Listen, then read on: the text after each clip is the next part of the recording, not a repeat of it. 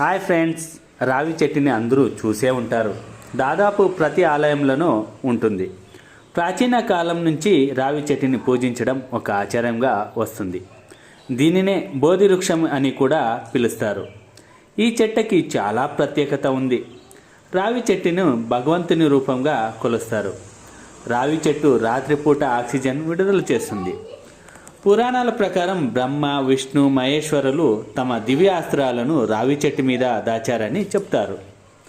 అంతేకాదు, ఈ చెట్టుని పూజించడం వల్ల లక్ష్మీ కటాక్షం లభిస్తుందని కూడా నమ్ముతారు. ఈ చెట్టుని పూజించడం వల్ల వివాహ సమస్యలు, సంతాన ప్రాప్తి, శని బాధలు, ఆరోగ్య సమస్యలు మొదలైనవన్నీ తొలగిపోతాయి. రావి చెట్టు ఆకులు, పండ్లు, దీని చెక్క, ఇలా రాగి చెట్టు ఎన్నో ఆరోగ్య సమస్యలకు మద్దుగా పనికి వస్తుంది. మీ ఊర్లోనో ఇలా రాగి చెట్టు ఉంటే దానికి ఎన్ని సంవత్సరాలు అయి ఉంటుందో